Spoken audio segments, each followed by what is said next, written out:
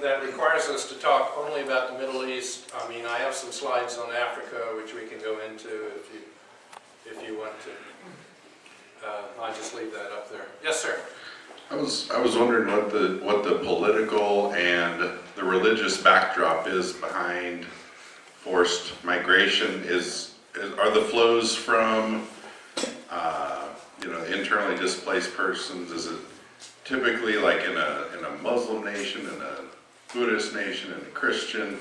And then politically, what's the political structure of the society where people are from, and what kind of political and religious structures are people winding up in? That's a big question. But actually, I do have an answer in the sense that while most refugees and IDPs come from the global south and are found in the global south, there is no one cause, there is no one political factor that accounts for forced migration. You take a country maybe most Americans don't think about, Sri Lanka. Sri Lanka, the tip of India, had a long and brutal civil war, internal war, government side, Buddhists and Sinhalese. Then you had rebel side, Tamil, and very vicious on both sides. A little bit in the news now, but you have that situation. Whereas if you, we could talk about these, but if you talk about Somalia, where you have both IDPs and refugees, the real problem is Somalia is a failed state without a functioning central government. It's anarchy, it's mayhem. You may remember in late 1992, the first President Bush, after losing the election to Clinton, put 20,000 American troops into Somalia, pretty much for humanitarian reasons. We didn't have any vested interest there. There was no oil there.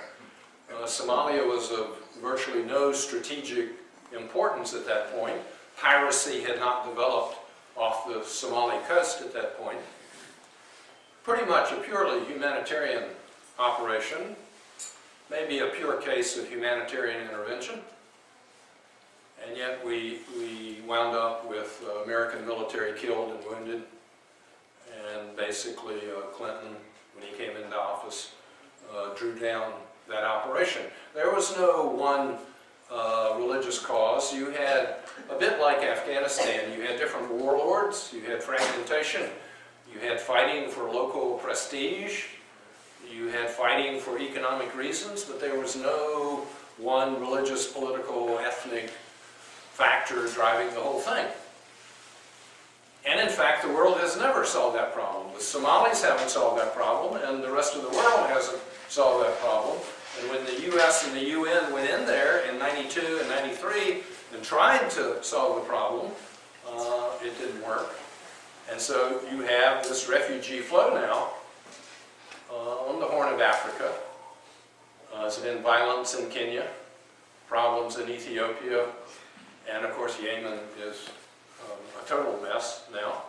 So we could talk about, answer your question by talking about Somalia, but Somalia is very different from Sri Lanka. The ethnic makeup is different. The religious makeup is different. There's no one pervasive factor accounting for forced migration around the world. Let's don't get into the mess of South Sudan yet. You take any one of these countries, Somalia is not Sudan. The factors affecting Darfur, the factors affecting the south of Sudan are different from Somalia. The factors are different from Sri Lanka. In the south, there's oil. Part of the fighting in the south of Sudan and South Sudan, partly they're fighting over personalities and ethnic divisions, and In South Sudan, there's oil. There's no oil in Somalia. So you look at all these situations generating refugees and IDPs, and there is no one or two common factors about politics or ethnicity or tribal alignments or religion. It's different in almost every case. And Sudan is not Somalia.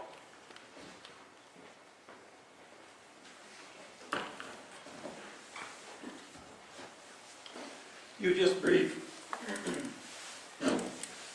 briefly mentioned the Rwandan crisis. When I visited over in Rwanda and Uganda, it looked like there was a model solution to that horrible killing, and the 94 or 84 94 killings. But I was told by the locals that if the thumb came off, they would be back killing each other.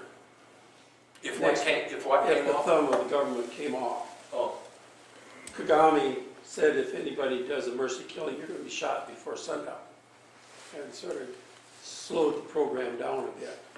But is there anything that they can learn from what happened in Rwanda that could be taken to, for example, Gaza?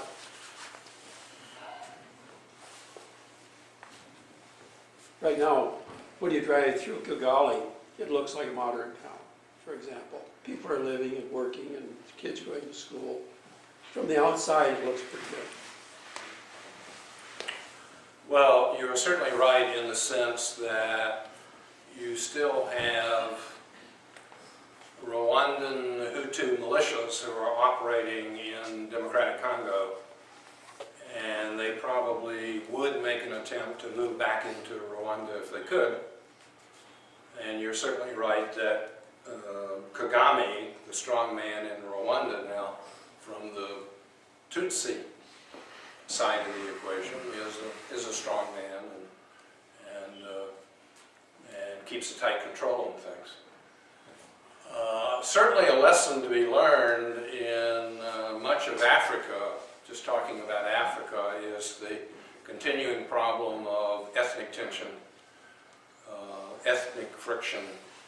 You have this in Central African Republic. I didn't bring with me a slide of the map of Africa, but you're on the edge of genocide in the Central African Republic, where you have Christian groups and Muslim groups trying to exterminate each other. It's not, like most places, a fight over theology. It's a fight over power. It's a fight over economic opportunity. Certainly, a lesson to be learned from Rwanda is the dangers of ethnic tension. Excuse me.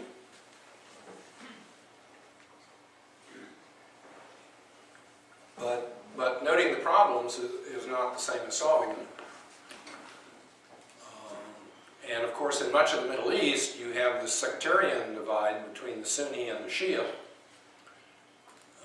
which is playing out to some extent in Syria. After all, what happened in Syria didn't start as a fight between the Sunnis and the Shia. It started much like Egypt and much like Tunisia as a kind of non-sectarian demand for democracy against dictatorship.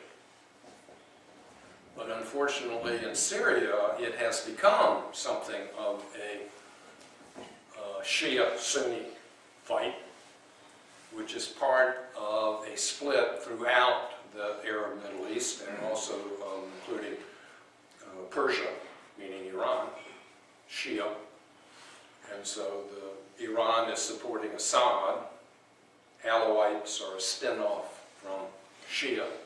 You have this friction in Bahrain, which we don't like to talk about because we have a big military base there, and we basically look the other way about what's going on in Bahrain because we don't want anything to disrupt our military base there. But throughout the Middle East, whatever the local issues, almost everywhere but Tunisia, it has evolved into a Sunni-Shia struggle.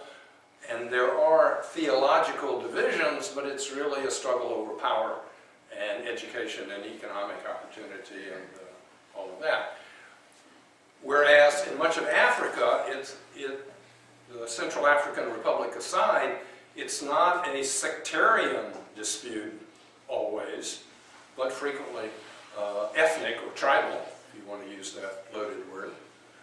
Although you have Boko Haram in northern Nigeria and other places, which claims a kind of religious orientation. So again, to go back to my previous point, the more you look at these different conflicts producing refugees and IDPs, the more you see that it's a different configuration of issues in each case driving events, and it's not necessarily the same set of factors driving another conflict down the road. Back there, and then Bob, the woman here next, wants to. Thanks for your presentation. I have two questions real quick. My first is regarding the tent cities, or kind of the refugee camps that were mostly composed of tents. How many people typically live in one dwelling for those? And then my second question is regarding the ghost ships. What has kind of been the way in which different countries, organizations have been trying to combat the international crime agencies that are kind of operating these ghost ships?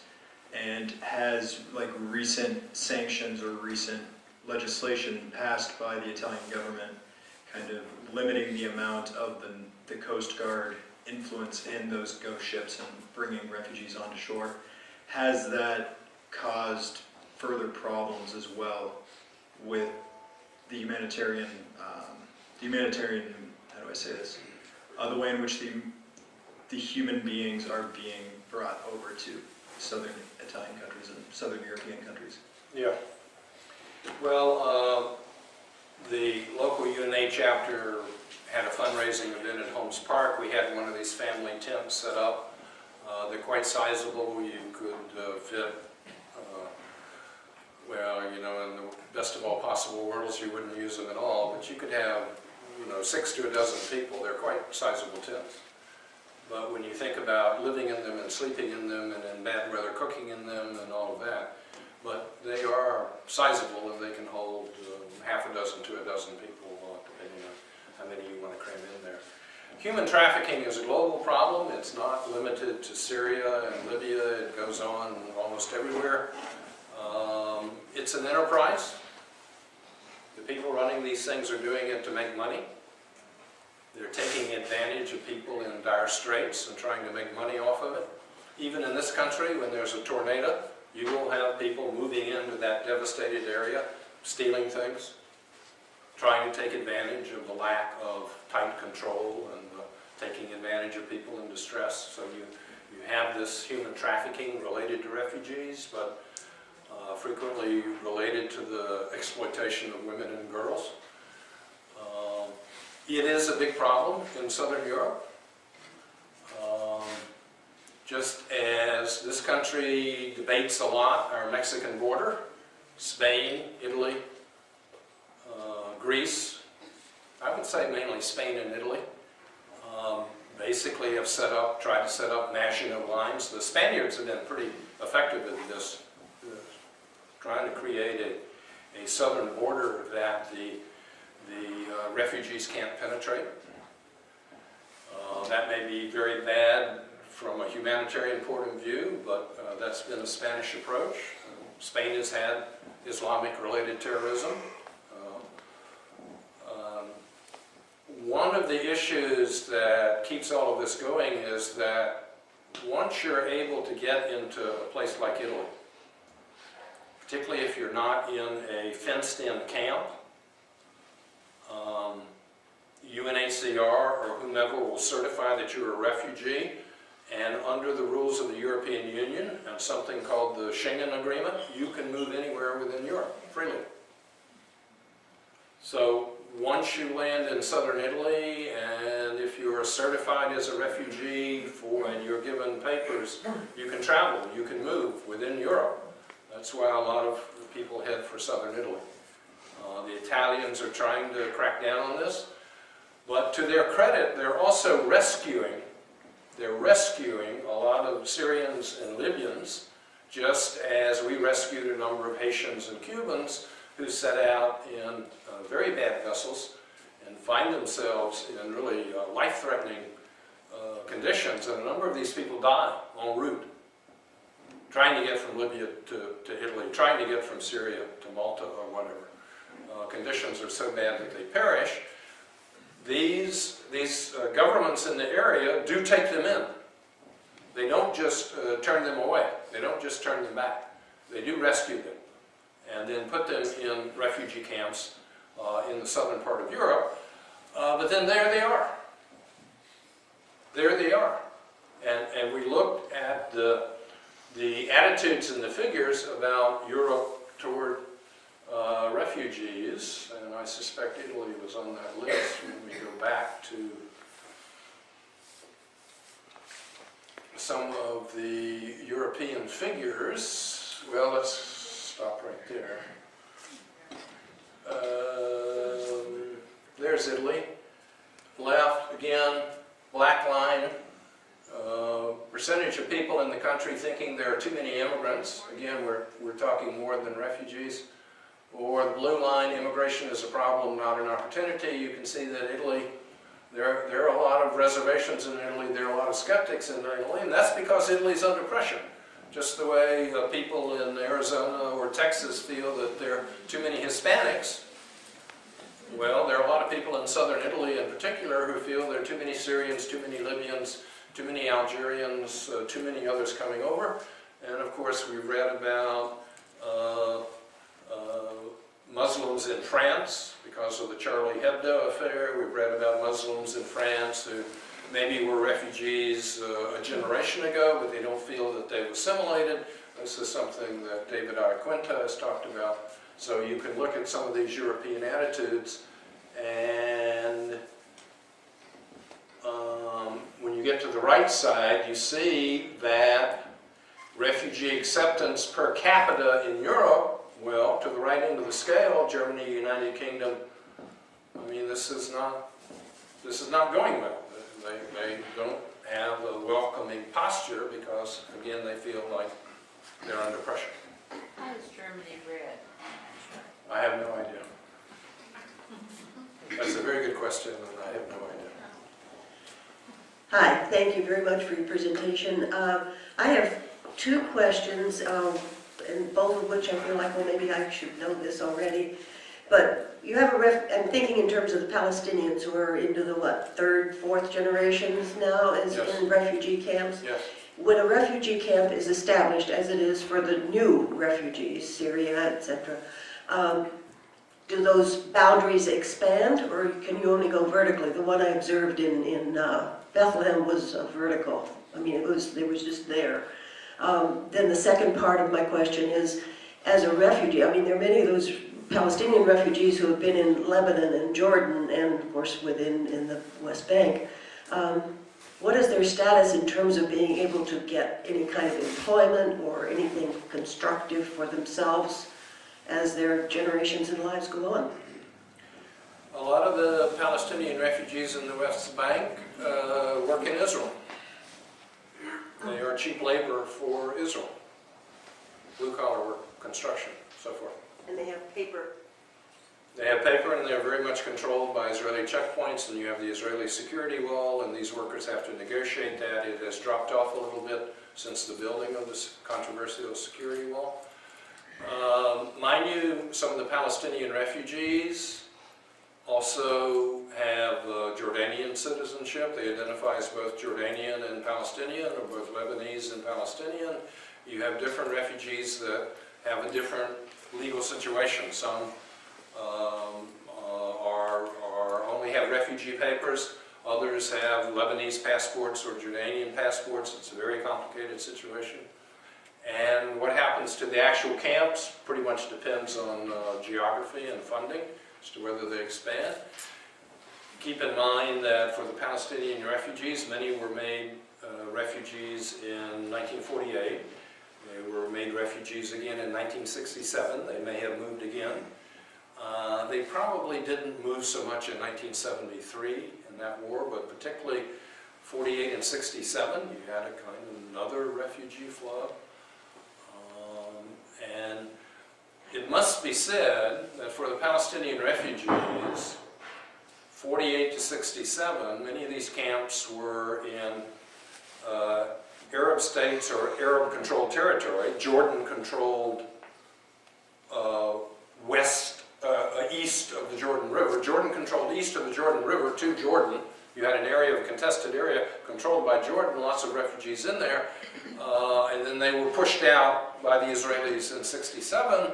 The Jordanians were pushed out. The Jordanians were pushed out, and the refugees moved again, and so you have a very complicated situation over time about the so-called right of return and what would they return to, and they moved so many times. And of course, as I noted, some were stuck in southern Syria, and then at a certain point Israel took the Golan Heights in 67, and so you have a lot of migration, you have a lot of forced migration, you have a lot of movement in the Middle East, but if there's ever going to be an improvement in the situation for the Palestinians, where the refugees are not, it's going to come through some political development, some negotiation.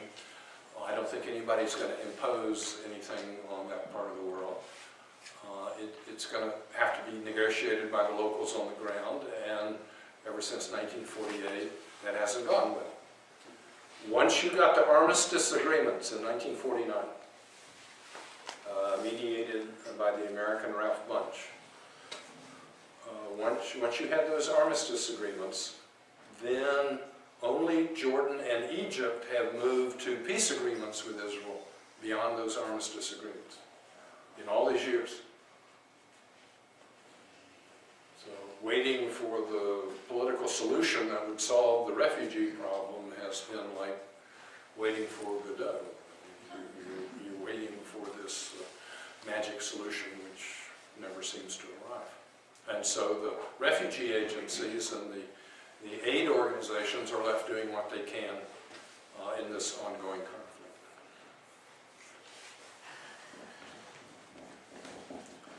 That's why I said in the title to the talk, you have humanitarian problems, but you have political solutions, or the absence thereof.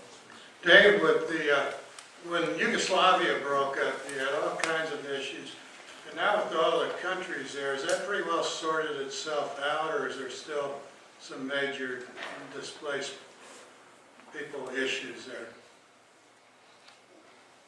Mostly sorted itself out. So the former Yugoslavia produced, through great bloodletting, the independent states of Bosnia, Croatia, Serbia, Slovenia, Montenegro a little bit later. So that's sorted out. That's a very interesting process to look at, because for a while, particularly under the first President Bush, it was like, we don't have any narrow self-interest there. Secretary of State James Baker once said famously, "We don't have a dog in that fight." Old Texas saying, we don't have a dog in that fight. So under the first President Bush, we didn't do much. Clinton had a different policy.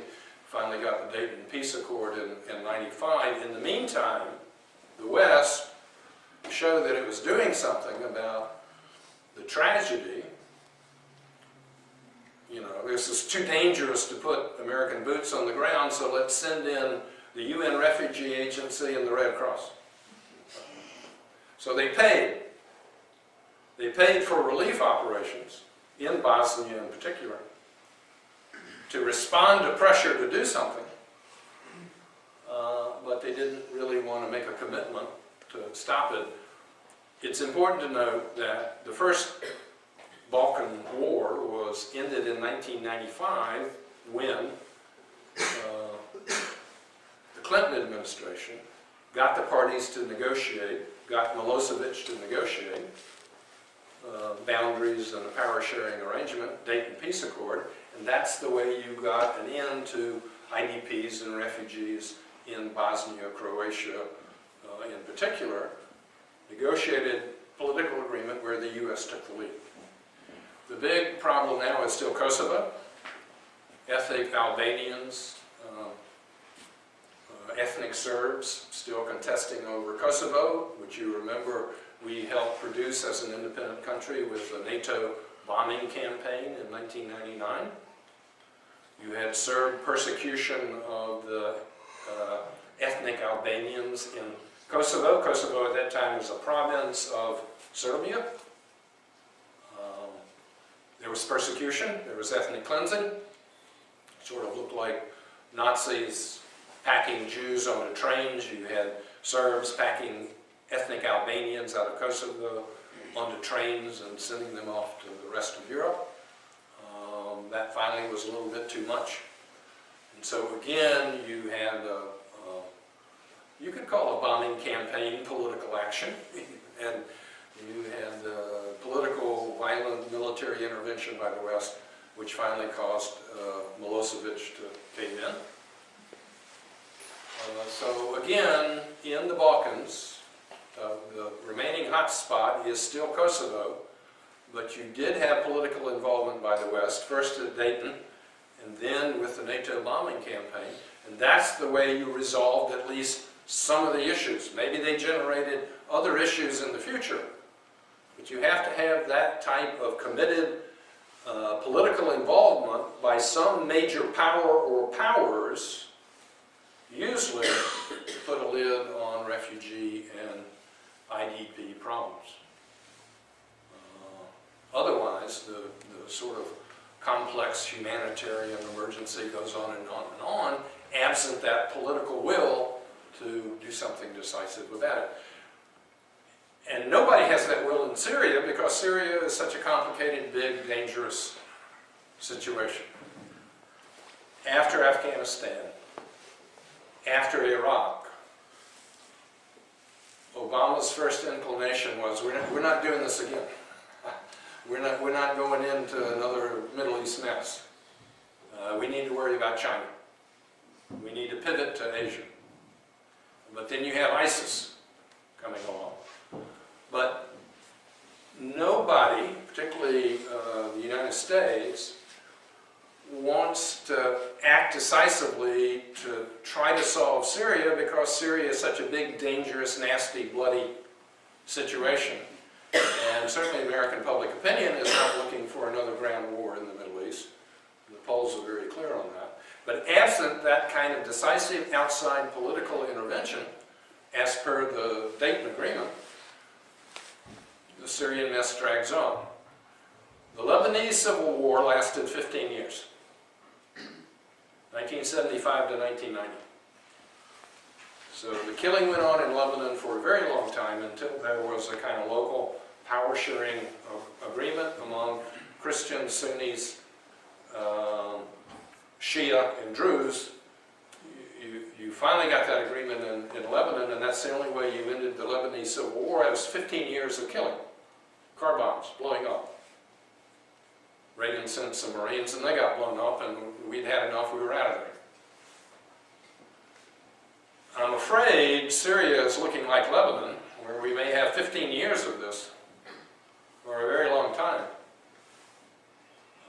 Because particularly the Americans and the West don't really want to go in there decisively. So we have the air campaign against ISIS, but that's really not solving the refugee IDP overall humanitarian problem. You have to have that political commitment, willingness to pay some costs, and basically states don't do that unless they have some self-interest at play. Okay, we went into Somalia, but we didn't have a lot of vital national interest there, so when we took casualties, we were out of there. So we don't go into Syria on the ground, we didn't go into Libya on the ground because of not wanting to pay a high cost to stabilize the situation for the benefit of others.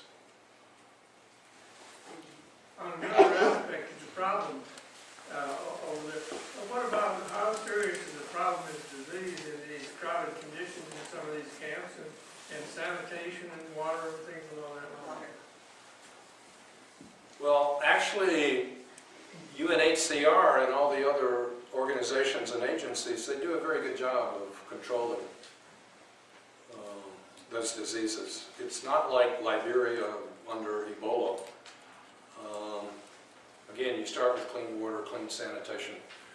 You don't read about terrible health situations in most of the refugee camps. Now, South Sudan, where things are new and you do have some problems in South Sudan, which is the newest UN member. It split off from Sudan just a couple of years ago, but it's never worked very well. Ethnic divisions, personal struggles.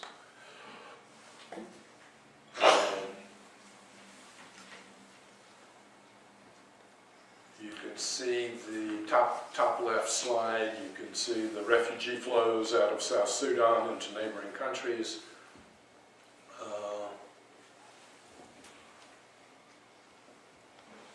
Yeah, the pink and the shaded are about continuing conflict in contested zones. Now there in South Sudan, where you have some refugee camps, IDP camps, actually protected by UN peacekeepers, you do have some health problems. But mostly in Lebanon, Syria, Jordan, etc., UNHCR and its partners do a good job in health matters. They do. They do a very good job. I was curious, so. I think I can give one with the volume I have, okay? I just want to know about how much money is the U.S. in putting into this refugee problem, and is it being used effectively? I would say it is being used effectively. I think you need more money. If you're interested, I can come up with some dollar figures.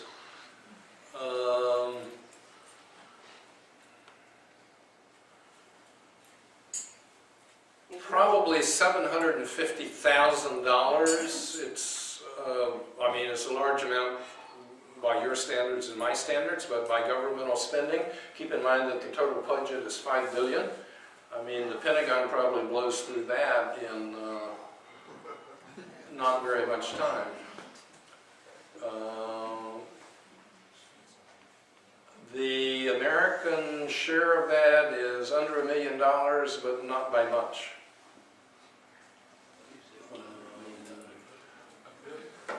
We provide probably twice as much as the European Union. Is that just government money then, or is that people giving money in their? The $5 billion is the total budget, which also includes what comes from international organizations and the NGO work. The figures are available on the internet. If you really, it's easy to look this up in terms of what the U.S. contributes to UNHCR budget every year. I don't happen to have that figure off the top of my head, but I'm guessing it's $750,000 or something in that range.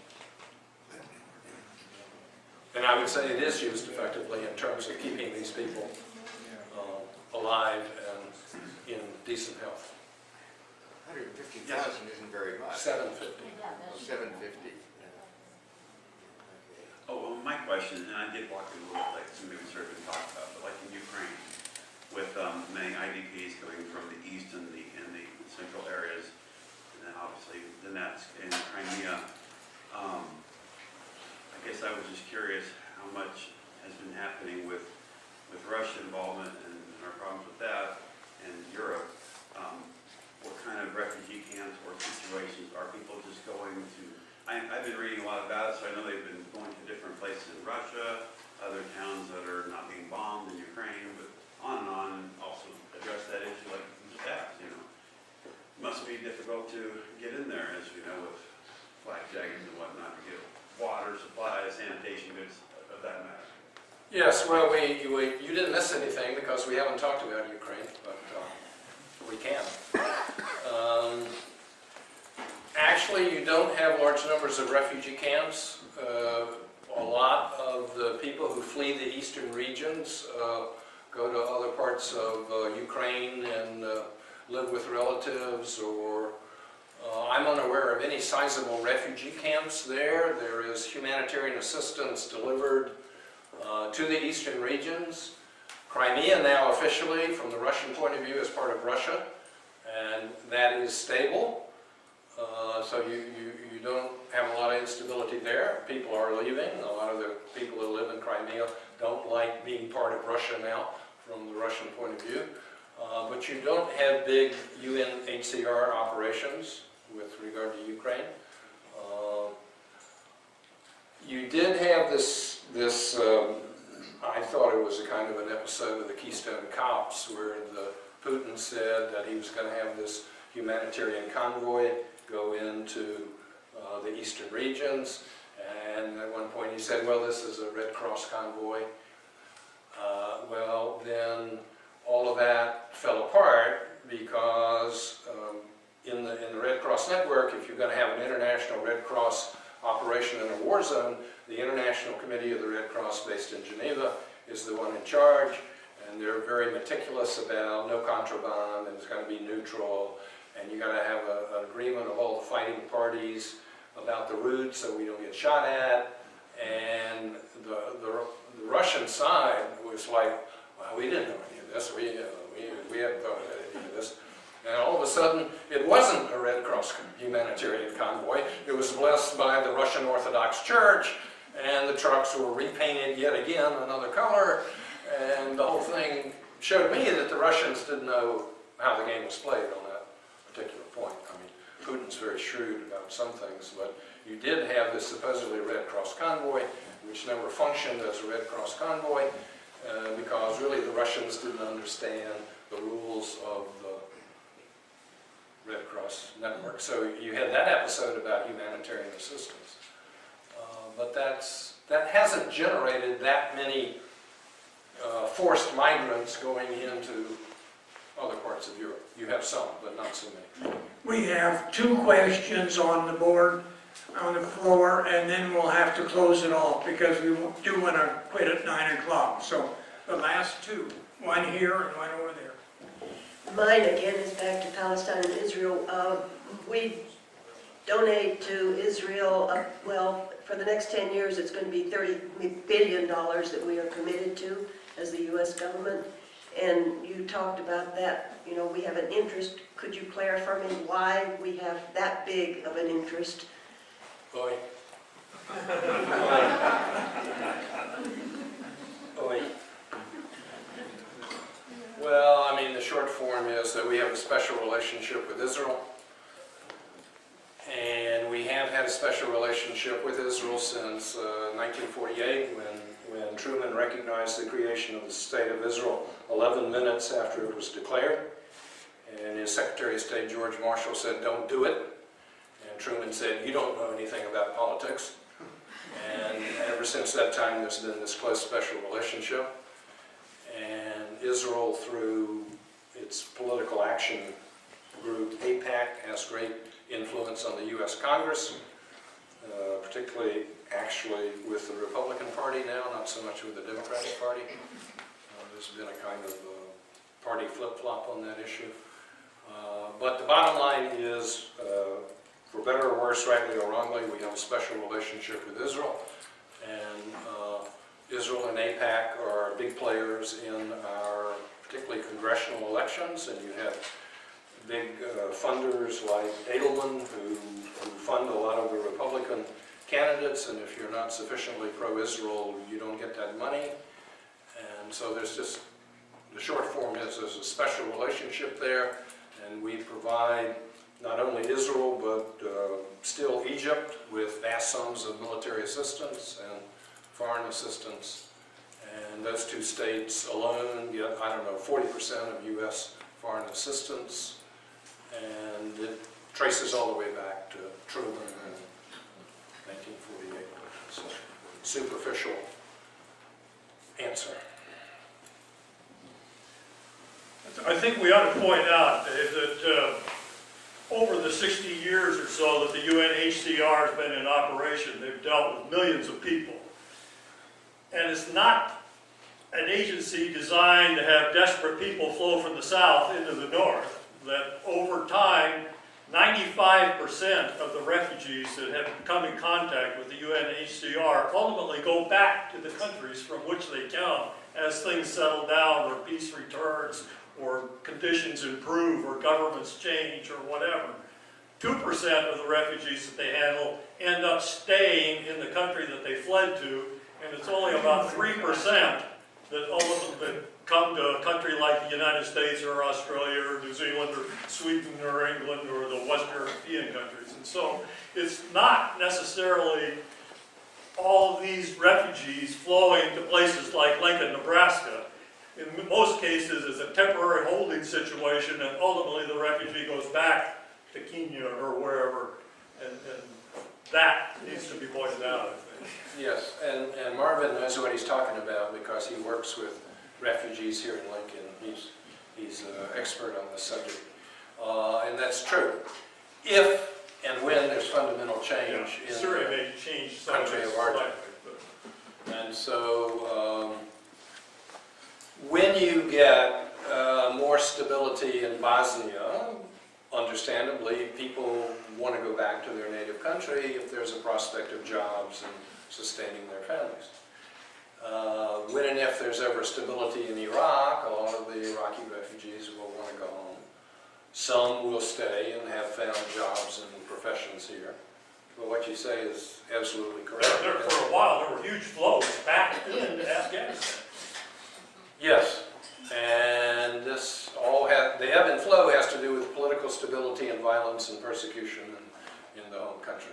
And I guess the point I would leave you with reinforces this point, that the international agencies working with refugees and IDPs and responding to forced migration often do a really good humanitarian job. But the fundamental solutions depend on end of the conflict, change of government, increased stability, an economy that has some dynamism back home, and then the refugees that have been temporarily given asylum and temporarily resettled may indeed go back. But when I was teaching English for Lincoln Literacy, I was teaching a guy who'd been in the South Vietnamese Army, and he's here forever. He's not going back. I mean, he's got nothing to go back to since Hanoi controls everything. So some do stay, permanently resettled, but you're quite right that many go back when the political fundamentals are. Thanks very much. And now we have concluded our second successful thing. Thank yourself, and thank Professor